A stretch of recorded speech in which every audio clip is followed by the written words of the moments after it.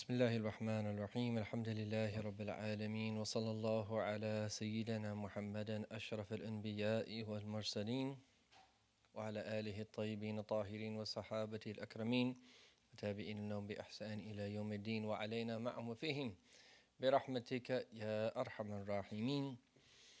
We will take the next hadith in this collection titled Qutuf al-Falihin and Abi Hurairah radiyallahu ta'ala anhu.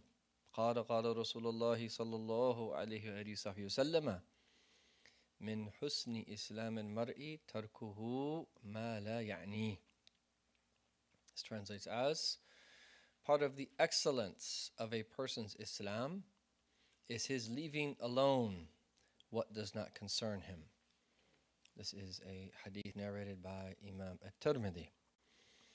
In a slightly different narration that comes from Sayyidina Ali Zayn al-Abidin, that from his father, so his father Sayyidina Hussein and his father Sayyidina Ali bin Abi Talib, that he says that the Prophet ﷺ said, إِنَّ مِنْ حُسْنِ إِسْلَامِ الْمَرْءِ قِلَّةِ الْكَلَامِ فِي مَا لَا يَعْنِيهِ.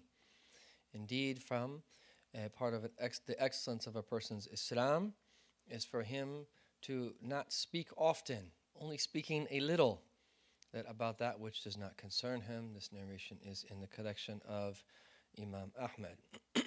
A little bit about this hadith. This is a hadith that we all have heard before, and that the vast majority of us fail on a daily basis to put it into practice, if we're going to be honest with ourselves. But a little bit about what the ulama have said about it, because it's such an important hadith. It is one of these 3 or 4 hadith that the scholars say is that the entire deen revolves around.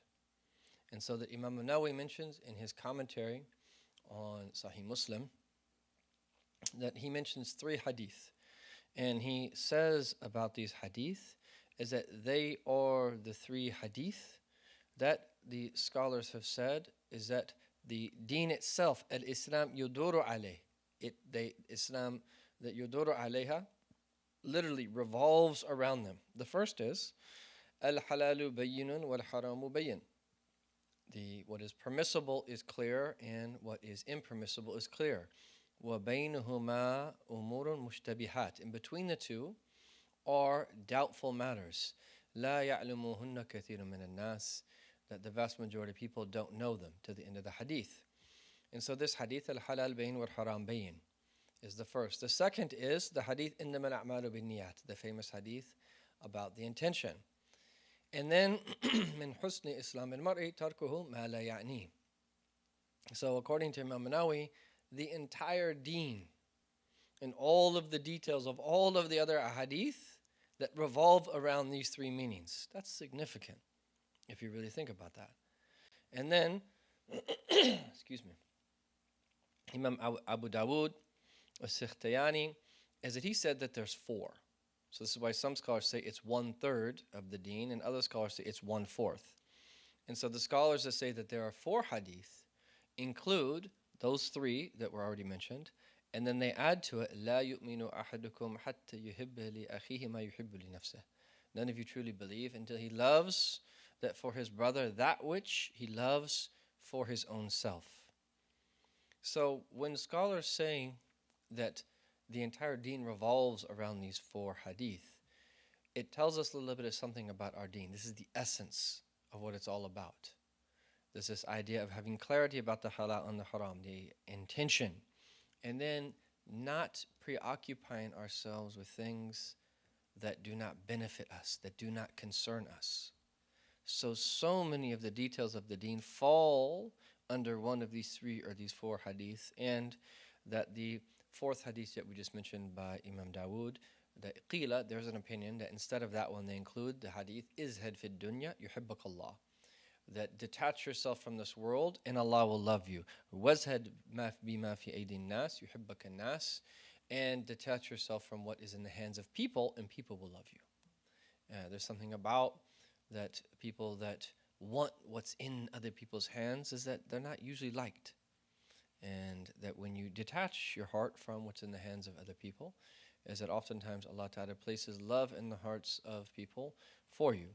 So this is really amazing. This same Imam Abu Dawood is that he has a beautiful statement that Al-Qadi Iyad mentions in his commentary on, and he says that um, I wrote, so meaning here that I compiled, I studied, I learned, I preserved 500,000 hadith, 500,000 hadith.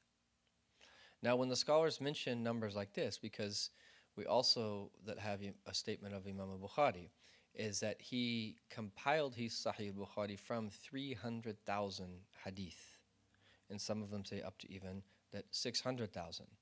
And we know that Imam Ahmed, for instance, is said to have memorized 1 million hadith. What this means is different chains. So the actual number of hadith himself, where the matan is the actual wording of the Prophet ﷺ, is significantly less than that. But when you talk about that the different chains of narration, they get up to the hundreds of thousands, and then according to statement of Imam Ahmed, 1 million. In other words, is that these are people that spent their lives that learning and preserving the sunnah of our Prophet ﷺ. Imagine that, 500,000 hadith. And he says, athabit minha, the ones that here rigorously authenticated, that we're absolutely sure about, are 4,000 hadith.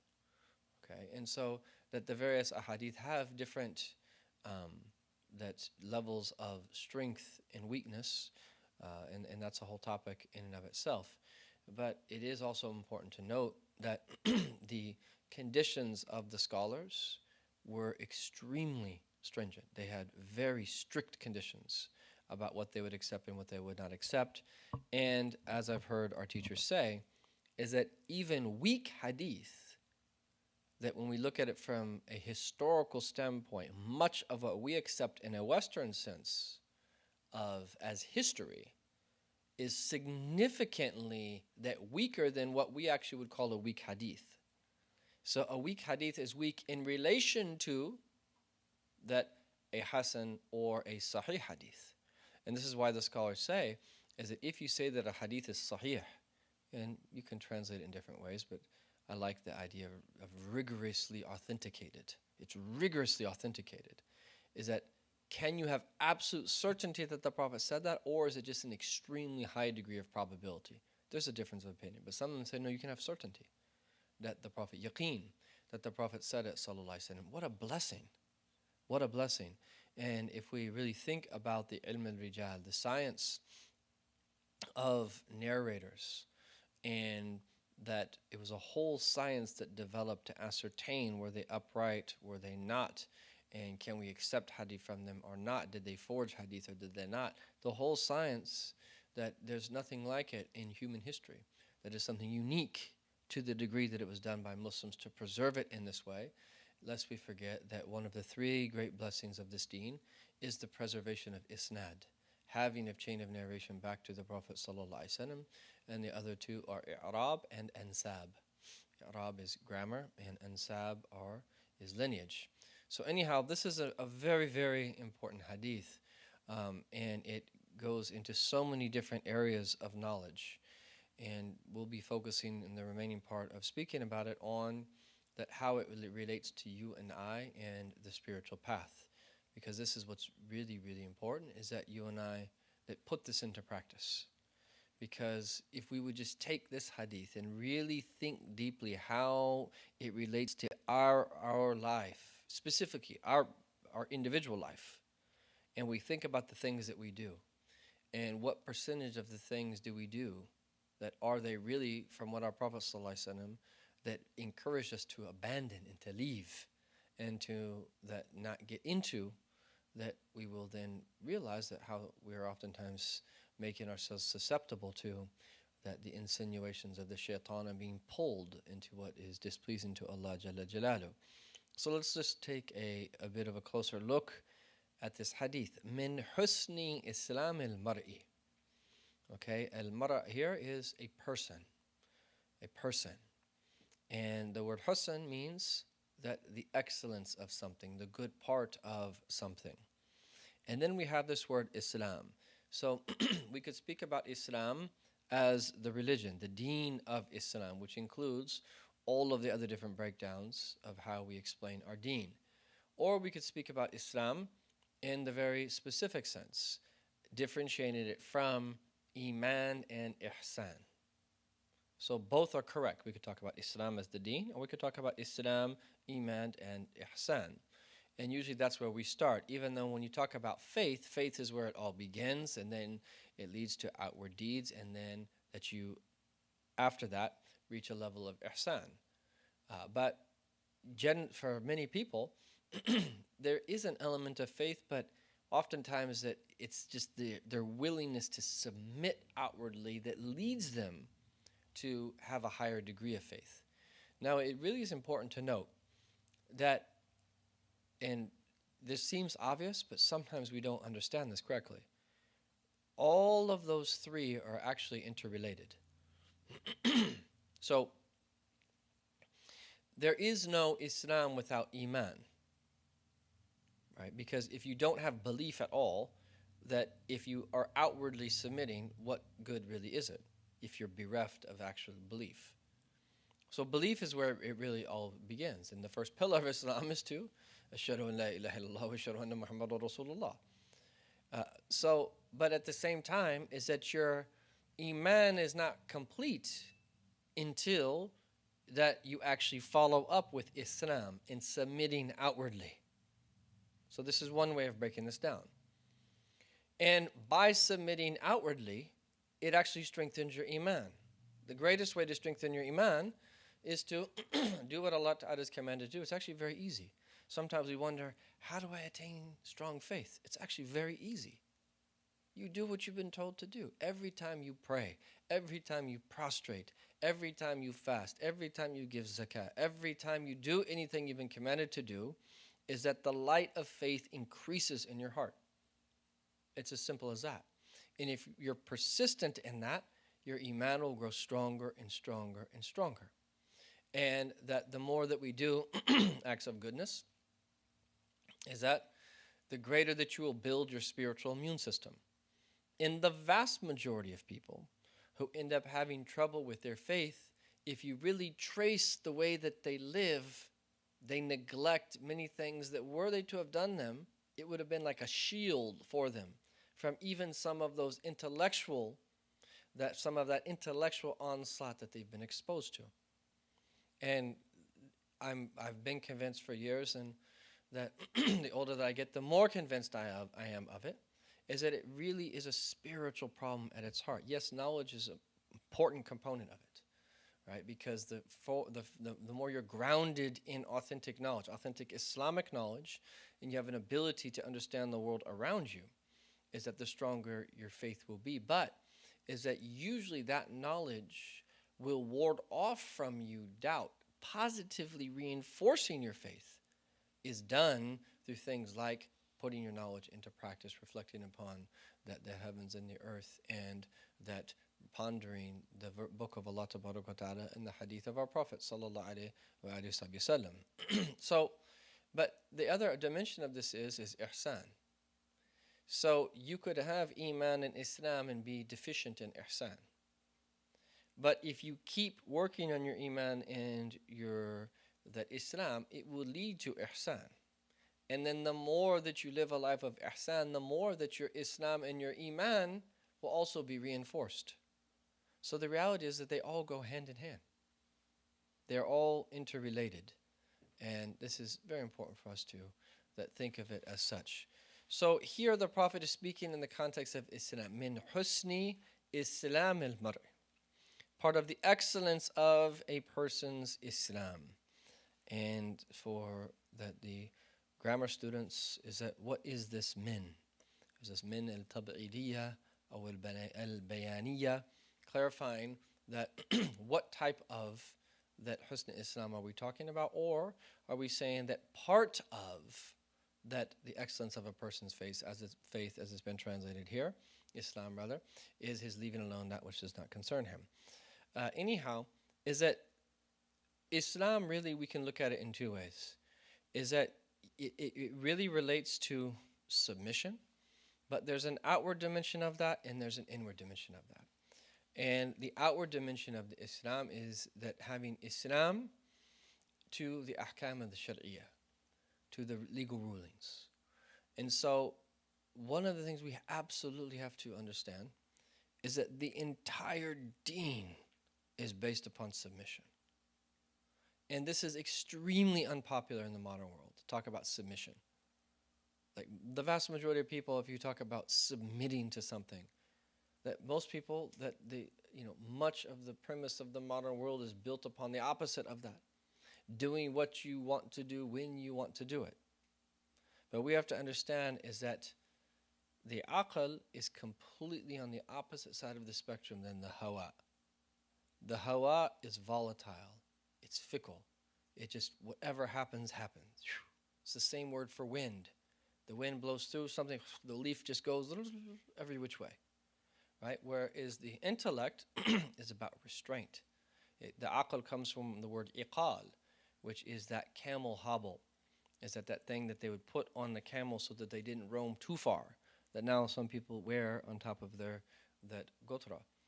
And so it's about restraint.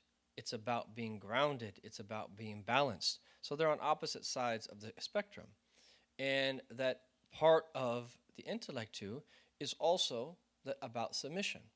And this is one of the great fruits of the intellect, is that you use it to put yourself in a state of submission. Because the reality is that we are in submission whether we realize it or not. Is that which one of us has a choice on whether or not we can breathe or not? Which one of us has a choice whether or not we can blink our eyes or not? We are in submission, in reality, to the forces of nature around us. That no one can defy gravity. And part of the fitna of modern technology is because that we can manipulate the world in ways that are unprecedented, it gives us this sense that somehow is that we are special. But any form of technology that is divorced from submission to Allah Tabaraka wa Ta'ala will be a great fitna. So for us, this whole affair is about submission. We submit at the level of belief, at the level of practice, and at the level of having good character, at every single level. Our deen is built upon submission. Yes, that saying that does not mean that it's irrational. On the contrary, is that we have a rational basis for what we believe, what we do by way of practice, and what we that do by way of good character. But there's a very different, it's very different when you talk about using the intellect to understand revelation and then allowing the best part of the intellect to really come out, as opposed to seeing everything else through the lens of the intellect. Those are two very different things. We have to put things in their proper place. And then there's an internal dimension. So there's the outer dimension of submitting to the ahkam of the Sharia. And yes, that when you talk about the different rulings, they differ, whether they be related to the ibadat, the acts of worship, or they're related to the mu'amalat, dealings, and nikah, and other rulings. But in the end, still, is that we have to understand the underlying purpose of the Sharia is to refine our soul, to prepare us to know Allah Jalla Jalaluhu. Every single individual ruling is an adab min al-adab. It's in its reality that it's a form of etiquette. That the more etiquette that we have, the greater chance we will have to be accepted in the divine presence. Because you can't enter into the divine presence of Allah without having adab. The ulama of the science of ihsan refer to it as veils. That between someone being in the divine presence and that where they are in the most basic of states, that there's thousands upon thousands of veils. Is that as we progress, that in our deen, we want to pierce through those veils, pierce through those veils, but every single one of them relate to adab. Every single one of the ahkam of the Sharia relate to adab. But Islam also has an inward dimension, and this is the inward dimension of submitting at the level of the heart, and getting back to this idea of that submission being unpopular. This is part of the common thread of people that choose kufr, to be in a state of disbelief, is that many of them deep down within themselves is that I'm just not going to submit. It happens very subtly. They could be very nice people. that you might get along well with them. They might be generous. They might have all types of good character traits. But we have to realize is that the adab of the heart, because correct belief is the haqq of Allah. It's the haqq of Allah. And that's why the only unforgivable sin is shirk. That all of the other hukuk can be overlooked. Allah can forgive them. But the right of Allah cannot be forgiven. He has said He's not going to forgive. That's His haqq. Is that we believe in Him as we are supposed to. We that attribute to Him what we're supposed to attribute to Him, subhanahu wa ta'ala. And that at that level is that there is oftentimes that a struggle that people have within themselves that most people might not even ever know. But oftentimes it gets back to this idea of submission, where people are resisting. Whereas someone internally, if they're willing to submit, this leads to the greatest beauty of all. Because we're in submission, but we're just supposed to be aware that we're supposed to consciously be in submission. Not just to what's happening around us, but to the Lord of that creation who created everything that is happening around us. So this other meaning of Islam relates to that this internal submission that we're supposed to have that goes along with our outward submission in conformity to the ahkam of the Sharia. And then the second part of this is tarkuhu ma la ya'ni. So min husni Islam al-mar'i, part of the excellence of a person's Islam is his tark. Taraka yatruku is to leave, to abandon something. And it's to that leave alone. Ma la ya'ni, that which does not concern him. Ana ya'ni is to be concerned with someone. I recall the famous story where that Imam Malik was asked about how old he was. He said, Ya'nik, right? That doesn't concern you. Why are you asking that question? Right? That doesn't concern you. And nowadays we live in a time where people are so sensitive. If you're a little bit hard on them, that they get very emotional. But traditionally, tarbiyah was not something that was easy. It was not something that was easy. And that, yes, we're not talking about any type of abuse, because you mention these things and people, they all of a sudden think about stories of abuse. Put that aside. No one is justifying any type of abuse. But the whole purpose of tarbiyah is that you refine yourself. And I was reading in a book lately, might have been in the narcissism epidemic, it was talking about raising royalty, where now parents are just like raising royalty, where they're afraid to even say no to their children and don't discipline their children, or that are worried that if I do this, that my child's going to do this. And yes, you have to be wise in how you discipline your child, but that it's very important to discipline. You are doing that child a major disservice that if you don't discipline them.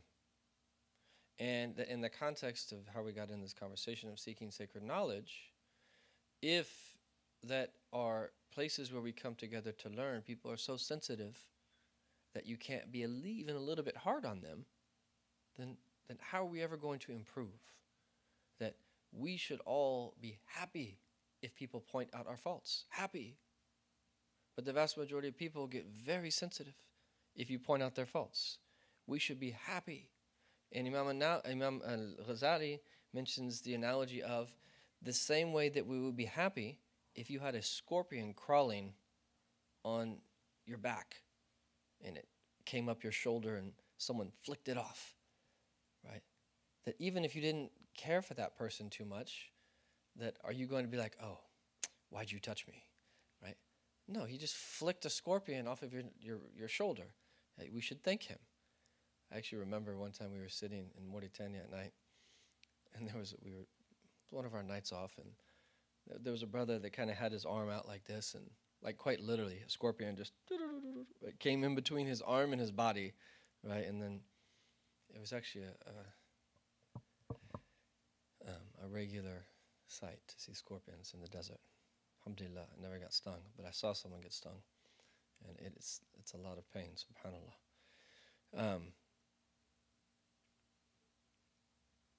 I just remember the story. I don't know if it's appropriate while live streaming to tell, but I'll tell it. So there's a brother who got stung, and it hurt. It really hurt. Like he was in a lot of pain. And I was speaking to the son of Imam al-Haddad, and I was just saying, as city dwellers, we're not used to bearing pain, right? The way that people out in the desert are, because they're out there in the elements. There's no doctors really, other than basic kind of desert medicine. And he was just like, it's all about the heart. If you have a strong heart, you have courage in the heart, you'll be able to bear pain. He said, I know someone who was traveling in the desert, and he was someone who was a donkey driver. Basically, he had a whole bunch of goods of people. That was their mode of transportation. There were very few cars early on, and they'd actually bring goods from the city on the backs of donkeys. And you have a whole bunch of donkeys with him. And he said that he was bit by a snake, a poisonous snake, on his pinky toe. And that instantaneously, I know this is gruesome, that's why I was hesitating whether I was going to say this or not, but he grabbed an axe and chopped off his pinky toe. And he said he stopped the bleeding, bandaged it up, and kept walking. Now, not most of us couldn't do that, but think about that. If there's no doctors, you're dead. Like that, if we used to leave at like sunrise and not get to the city until sunset, where you're talking 12 hours. Now, we were a little bit slower. Some of them could walk faster. But my point is, there's no doctors. Right? When you get to these cities, there's clinics. Right? There's no one going to help you. You're going to die. If that venom spreads in your body, you're dead. Right? And so he made a good decision. Now, he chopped off his pinky toe, and he must have been very accurate with the axe. But, yeah, anyhow, his point is that, this thing, takes courage. Right? This thing takes courage. And if you have a strong heart, you'll be able to bear these things. But you even speak like this now. It's almost like we should just put diapers on our children, right, that are like 10 years old. Let's just put diapers on them and let them, you know what I mean? Like we treat them like royalty. No, they got to be tough. We got to toughen them up a little bit. I'm totally serious. We got to toughen our kids up a little bit. We're too easy on them, right? And I'm not saying that we hurt them or harm. No, that's not. Come on, don't take my statements out of context. But that, I think that we should still send children to places like Mauritania and stuff like that. And just even the thought of like, oh my God, they're going to die of malaria, right? There's just these thoughts that people have like that they're going to die of malaria, or they're just going to yeah, I guess it's more dangerous in some ways than being here, but we act as if like our society is like totally safe. Like seriously, right? I would like to see some comparative statistics, about the things that you could potentially die from in Mauritania, or that you could die from driving down the street here. I mean, I would think that it's much more dangerous to get in a car here than it is to die from a snake bite in Mauritania. But anyhow, and that's what they used to say to us there, that don't worry, there's only been one student in all of the history of Imam al-Haddad that ever died from a snake bite. But we used to see poisonous snakes. Like literally, if they bite you, you're dead. You're going to die if you don't do something about it very quickly. But there was a beauty about it. The Mauritanians never complained. I don't ever remember seeing them complain. The only Mauritanians that used to complain were the ones that used to live in the Emirates or Saudi and come back to visit for the summer. Oh, they'd complain like crazy. Right. But like they never complained. Right? And if you think about it, many of you, like your parents, like, do you ever see your parents complaining? Like your parent, did you ever see your parents complaining? Right? Traditional people, they didn't really complain too much. And that it was something, and sometimes their lives were hard. And I'm not saying we force ourselves, but there's something about the modern world, and there's a lot of factors that are creating it, where we all have just become hypersensitive to anything. And if we do not put ourselves in a position, and we got into this topic about tarbiyah, where that we learn to refine our character, we learn to experience a bit of discomfort. I have a book upstairs that did a study on all of these places that were disproportionately successful. In other words, it was like a tennis club that had a disproportionate amount of Wimbledon winners and so forth and so on, all these different areas. And one of the common threads that they found is that the accommodations of whatever they were, students or apprentices or athletes, were very simple. That was one of the factors. And it said in this book that psychologically what that did was to create this sense of, oh, you haven't made it yet. Whereas if things are too easy, you get this sense that, oh, I don't need to strive anymore. I already have it. I've already have something. Where if you don't have that drive, there's only so much that you're going to ever actually achieve after that. Now let's kind of get back to this. How do we get into this topic? I apologize. What were we talking about? MashaAllah. How do we get into that Mauritania story?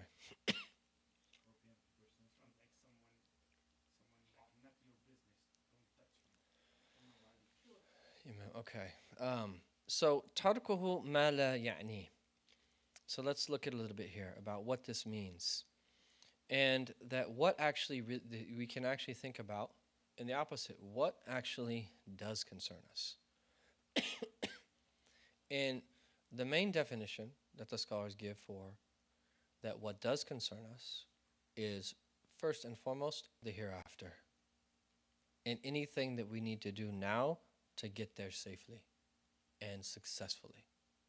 And secondly, that which is a necessity for us to live here in this world. Those are usually the main two things that they mention. And that anything other than that is, there's a few gray areas there that are close to things that we need or that are necessities. But really anything other than that is things that really don't concern us. And let's go into a conversation now about what that doesn't mean, of course, because you hear people say that means, oh, what does it mean that we're supposed to be hermits and not be concerned about society? And so, no, that's not what it means at all. No, that's something that does concern us, obviously, is the state of people. But I think that at very least that we should pay zakat on the amount of news that we watch or read. So for every 40 minutes of news engagement, we make dua for 2.5 minutes, 2.5 minutes. So every 40 minutes, 2.5 minutes, we make dua. Just pay zakat at least. And if we want to, increase that ratio to 10%, okay, for every 40 minutes, is that 4 minutes of dua. But my point is, if we're only learning about what's happening in the world and we're not following up with actually doing anything about it, something that we can do. And the first and foremost thing that we can do is make dua. And this is one of the common misconceptions of dua. And dua is not just raising your hand one time. This is one of the greatest of the abandoned sunnahs of our Prophet that our teachers used to say is that were this sunnah to become widespread in the ummah, things would change just by the sunnah. Because the Prophet used to do this regularly throughout the day. And every single night he was weeping before his Lord. I know with certainty actually, my teachers do this every single night. There's not a night that passes, whether they're home or whether they're traveling, whether they are rested or whether they are tired, whether they are sick or whether they are healthy. Every single night they have a wird of turning to Allah subhanahu wa ta'ala and weeping for the sake of the ummah. Not just for 1 minute or 2 minutes or not just a quick dua. That's good. But it is something that they do where it's prolonged for an extended period of time. And that things would change if we really did that. So that is the sunnah of dua. So when people ask, is there anything else I can do besides dua?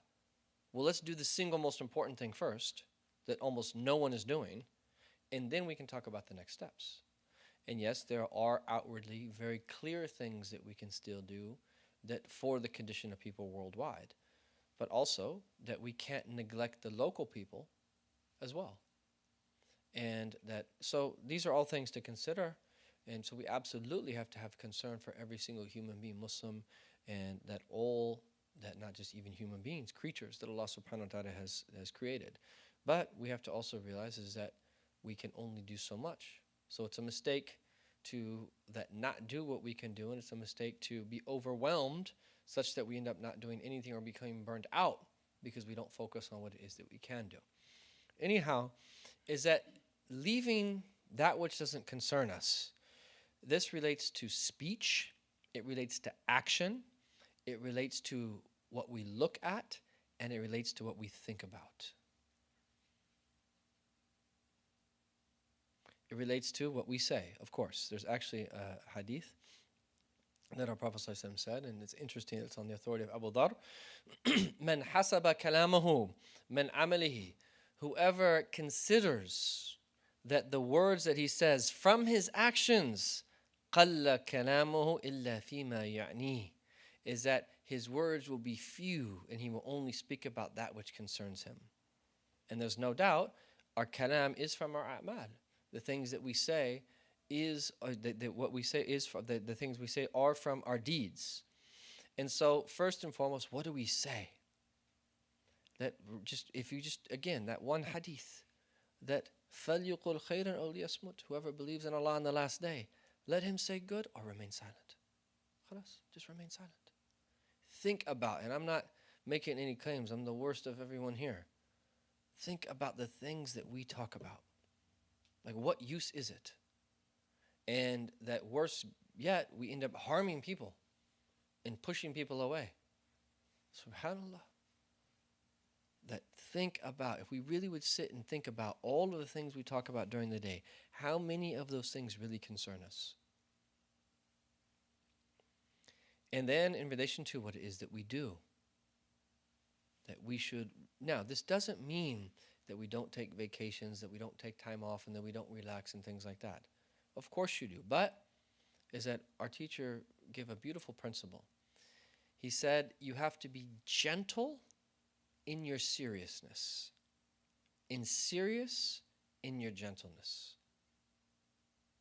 So when it comes time to be serious, where you got to get work done, the principle is that you remain gentle in times of seriousness. And in times of leisure or that relaxation is that you remain serious. And what it means by remain serious is not that you're frowning. No, you're relaxing. But you realize, oh, there's a certain amount of time that I'm going to do this. There's a degree that you protect yourself from going too far. Because it's very easy when we start relaxing to go too far.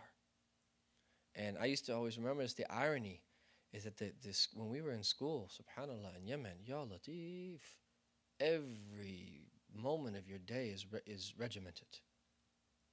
Every minute. Sayyid Abdul Fattah knows, we were classmates. Every moment of your day is regimented. You're waking up well over an hour before Fajr. You're required to pray 30 minutes of tahajjud, 30 minutes of awrad before Fajr enters. Fajr enters, about another 20 to 25 minutes of adhkar. You pray Salat al-Fajr, another 20 minutes of adhkar. Then you have a class until sunrise. Right after sunrise, you go and you pray Salat al-Duha. You have a short break, and there was different breakdowns at different times, but then they would actually have us run. We exercised in the school. We used to run around the inside of the school. And then they'd sit us down and give us like a little pep talk, and that have someone give something of inspiration. And then, boom, we're off to the next class. And then, right after that, 5-10 minute break, next class. 3 classes in the morning. Then that's now about 9:30, we have breakfast. We haven't had breakfast yet. We have breakfast. And then it's about 10 o'clock when we finish breakfast. And Dhuhr is at about 11:45 or 12. And we're supposed to be in the musalla before the adhan. Like the good students, we're supposed to be in the musalla. Yeah, so so you would only have like about an hour and a half to sleep. And that you'd rest a little bit, maybe do some homework, do something else, wash your clothes, whatever else, talk a little bit. But then you're in the musalla like by 11:45. And then you pray Salat al-Dhuhr. And then when we were there, you would do a hizb of Quran. So you read a juz of Quran with your family. They're like family. Your room. And there was like in the room. There was basically the room was probably something like I would say maybe like 17 by 13, 14 feet. You had 10 people in it. And all you had was basically just a place to sleep, a very thin mat, and like a little thing that you could put your books on, and a little bit of closet space. That's it. That's all you need. What else do you need? In public bathrooms. Khalas. What else do you need? You're a student. And 10 people in the room. And air conditioners that didn't really work too well. And there was a fan though, alhamdulillah. I remember when I first came from Mauritania, I was like, this is so easy. This is luxurious. And then that you'd have lunch. And our teachers were adamant, don't miss lunch. Right? Don't miss your time to sleep. Don't miss your time to eat. When it's time to eat, you eat. When it's time to sleep, you sleep. When it's time to study, you study. You have to do everything in it. But the nafs never wants to do anything in its time. So we would finish, let's say Dhuhr was at like 12:15, 12:30, because there was a brief awrad after Dhuhr. Sometimes some people would get up and give a talks after. By the time we would finish the Quran, it would probably be about 1 o'clock, 1:15. You'd finish lunch by about, let's say, like 1:30, 1:45. You have about an hour or an hour and 15 minutes before Asr. And that's time where you're supposed to be reviewing your classes. Asr comes. You're in the musalla again before the adhan. A class. You're doing awrad right after Asr. You have another class. And then you have about 25 to 40 minutes between whether it was summer or winter. And then you have to be 20 minutes before that in the musalla to do Wird al-Latif. 20 minutes before. And they would literally have people standing there, that you would get in trouble if you were not in the musalla. And then they said there's no drinking water, tadkur, from the time you enter into the musalla until after Salat al-Isha of doing tasmi' and mutun. So I'll explain what that means. Basically, like 40 minutes after Isha, no water. Right? You can't get a sip of water. Right? They're trying to train you to toughen you up. Right? Like, khalas, why do you need water? Drink water before. You can go a little bit without water.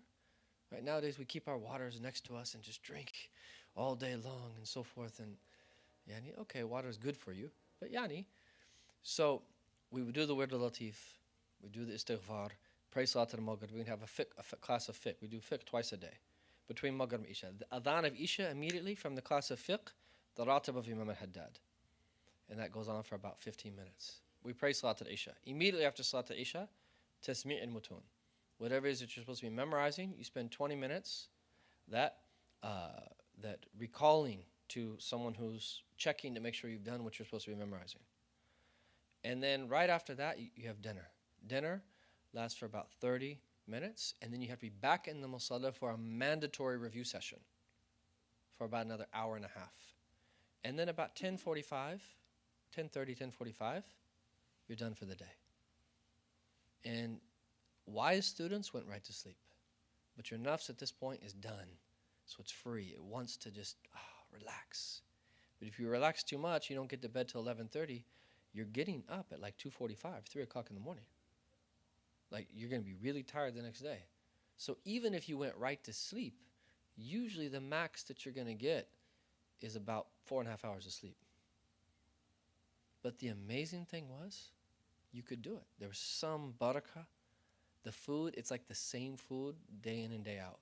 There's only like 4 or 5 different types of food. You never get sick of it. And that the sleep, you could sleep for 3 or 4 hours and have a full day with like a 45-minute nap. And you could sustain that. Maybe rest a little bit more on your day off. But even your day off was not really a day off. You're just doing other things. And subhanallah, you would see people like come from the outside and just crumble when they first try to get into this tartib. They panic because it's just they just, a side of them comes out that has probably never ever come out before because it's just too hard for most people. And like literally, if you weren't out of your room, they lock the door.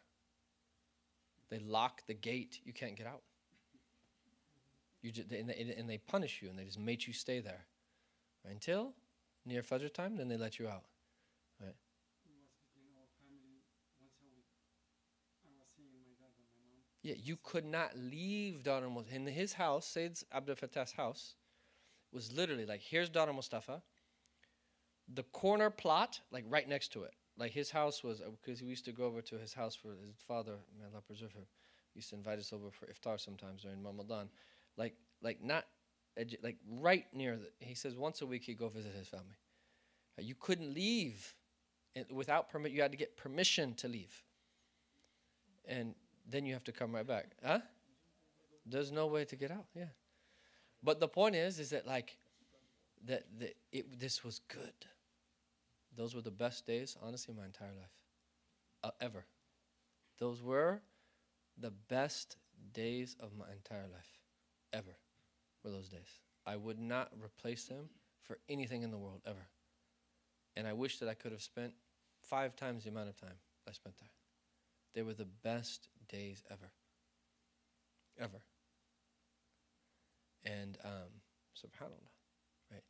That we need this. We all need this. And we have to, in the absence of a school that does it, we have to gently impose these things on ourselves. But my whole point of going in that whole tangent was that, ironically, on the days off, is that you would see how you feel. Sometimes you'd eat a little bit too much. You eat different types of food. You know, you end up joking too much. And you don't feel good. And you're like, I can't wait till the tartib, till the schedule comes back. Because it all would begin that, so Wednesday night, there was a class usually on the Ihya al-Din.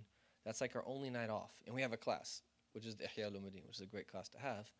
But then Thursday's off. There's no classes on Thursday. But usually Thursday morning, you're doing some type of service, community service or something. This time you wash your clothes and things like that. You have the Molid Thursday night. And then Friday morning, there weren't classes either, but Jummah. But then come the Asr of Jummah, and then Maghrib, the classes all start again. But I used to remember the feeling, like it's like, I want Asr of Jummah to come because now we're back in the schedule. Because even though it's hard on your nafs, your heart and soul and your spirit feel good. Your spirit loves it. And then when you're allowed to indulge, you realize, oh God, that doesn't make me feel good. That makes my heart hard. But this makes me feel very different. And anyhow, that qawlan wa fi'lan wa nadaran wa fikran, and we'll end on this note, is that that also abandoning what doesn't concern us relates to what it is that we see. We need to guard our eyes. Obviously, in relation to the haram. In relation to the haram, we have no choice. There is there's no quicker way to ruin your heart, even though by the scholars say there's no major wrong action that you can commit with your eye. But is that it? If you do a minor sin persistently, it becomes a major sin. But it's the quickest way to ruin your heart, by letting bad images, haram images, get into your heart. So it obviously refers to that. It obviously refers to that gazing upon the opposite gender with desire. But it also relates to, like, just gazing at things we're not supposed to be gazing at. And that our Prophet was very determined. When he walked, he would look straight ahead. And he would either look down, or sometimes he would look up, sallallahu alaihi wasallam. But he didn't walk and just look around here, look around there. He was determined. He was determined. And there's a lot of people that are just, fudulis, as they say in Arabic. They just, oh my God, look at that. Oh, what's happening? Oh my God, look at that. Like, just all over the place. That's not how we are. We're determined. When we want to go somewhere, we go somewhere. And that when we drive, we should just mind our own business. Someone cuts you off, oh, maybe they're having a bad day. Tfaddal, ahlan wa sahlan. But we don't need to drive by people and mean mug people and look at this and what's this person driving? Oh my God, look at that car, and what's this? Oh my God, what are they building over here? Right? Is that? We should be determined people.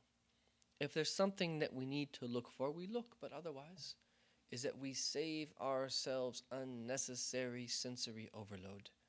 We live in a time of massive sensory overload, and it affects us in very subtle ways. So that part of this hadith relates to only really looking at what we need to look at, and then fikr, and this is the hardest one, is only thinking about what concerns us. Because sometimes we're just thinking and all of a sudden our mind just takes us somewhere, and it's not a benefit. If it's unlawful, khalas, you have to cut that off, right? But sometimes it's just, how is that going to benefit us? And if you would just take this one hadith and apply it to some of the decisions that you even see loved ones of yours making in terms of how they spend their time, the comments that they make on social media. We always like to pick on social media, but it's really true. Like subhanallah. Like, how is that going to benefit you? How does that even concern you? Like, what are you doing? You're not going to be asked that question when you go to the grave. We should really think about these things. So this hadith is really, really an important hadith. And that it's not that we're going to be able to implement this overnight, but we should take this very seriously. And we should remember to rein ourselves back, without imposing something on ourselves that we're not ready to do. Slowly and gently, that we work on this and we work on this and work on this. And at very least, we rid the haram from our lives, and we slowly try to only focus on what really is important and make intention about everything that we do.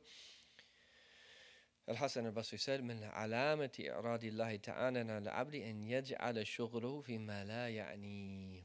The sign that Allah has turned away from His servant is that He makes him preoccupied with that which does not concern him. So it's not a good thing. If this has become our dominant trait, that we're just concerned with everything that doesn't concern us, it's a sign we need to rectify our state with our Lord, Jalla Jalaluhu, and to focus on what really does. And when we make our concern the concern of the hereafter, Allah, Jalla Jalaluhu, will take care of all of our other concerns. May Allah Tabarak wa Ta'ala that bless us to make our concern a concern to arrive to the hereafter safely, and a concern to draw near to Allah subhanahu wa ta'ala and to bring goodness to creation, to help people in every way possible in relation to their deen and their dunya, ya rahman rahmeen, and to bless us in all of our different affairs and to give us tawfiq to do in the moment what is most pleasing to our Lord Jalla Jalaluhu. Wa sallallahu ala sayyidina Muhammadin wa ala alihi wa sahbihi wa sallam bi sirr asrar al-Fatiha ila hadrat al-Nabi.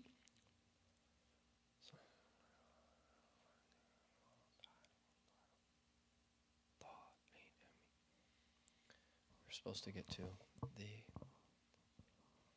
Imam al-Haddad's book, but khair. رخصة سيد تنشد. بسم الله.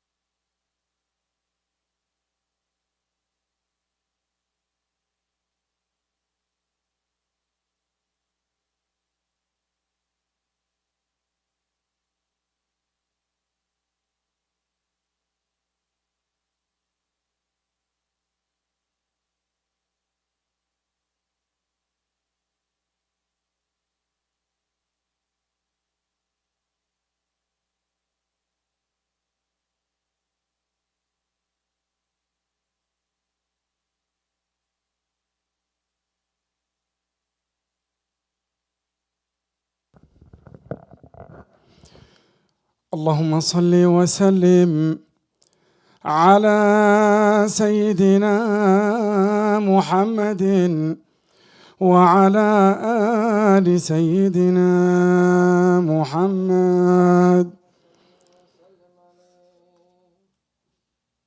يا ربي يا عالم الحال إليك وجهت الآمال، فامنن علينا بالإقبال وكلنا واصلح البال. يا ربي يا رب الأرباب، عبدك فقيرك على الباب، أتى وقد بت الأسباب مستدركا بعدما مال. يا واسع الجود جودك، الخير خيرك وعندك فوق الذي رام عبدك، فادرك برحمتك في الحال. يا موجد الخلق طرا وموسع الكل برا، أسألك إسبال سترا على القبائح والأخطال.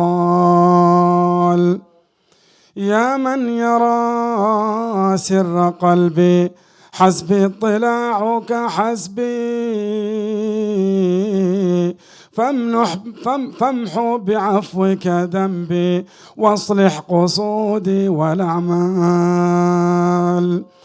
ربي عليك اعتمادي، كما إليك استنادي،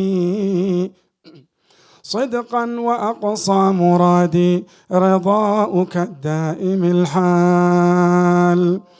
يا ربي يا ربي إني أسألك العفو عني، ولم يخب فيك ظني، يا مالك الملك يا وال.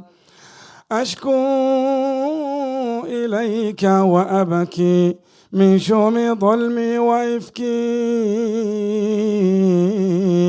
وسوء فعلي وتركي، وشهوة القيل والقال، وحب دنيا ذميمة من كل خير عقيمة، فيها البلايا مقيمة وحشوها فات واشغال. يا ويح نفسي الغوية عن السبيل السوية، أضحت تروج علي وقصدها الجاه والمال. يا رب قد غلبتني وبالأمان سبتني، وفي الحظوظ كبتني وقيدتني بالإقبال. قد استعنتك ربي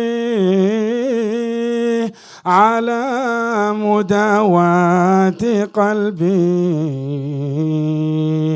وحل عقدة كربي، فانظر إلى الغام ينجل. قد استعنتك ربي على مداواة قلبي، وحل عقدة كربي، فانظر إلى الغام ينجل. يا رب يا خير كافي، أحلل علينا العوافي، فليس شيء تام خافي، عليك تفصيل وجمال. يا رب عبدك ببابك يخشى أليم عذابك، ويرتجي لثوابك، وغاية رحمتك الطال. وقد أتاك بعذري وبانكساري وفقري، فاهزم بيسرك عسري، بمحض جودك والإفضال. وامنون عليه بتوبة توصله من كل حوبة، وعصمه من شر أوبة، لكل ما عنه قد حال. فأنت مولى الموالي المنفرد بالكمال وبالعلا والتعالي، علوت عن ضرب الأمثال، جودك وفضلك وبرك يرجى، وبطشك وقهرك يخشى، وذكرك وشكرك لازم، وحمدك والإجلال. يا ربي أنت نصيري، فلقني كل خيري، واجعل جنانك مصيري، واختم بالإيمان الأجل، وصل في كل حالة على مزيل الضلالة، من كلمته الغزالة، محمد الهادي الدال. والحمد لله شكرا على نعم منه تترى، نحمده سرا وجهرا وبالغدايا والآصال.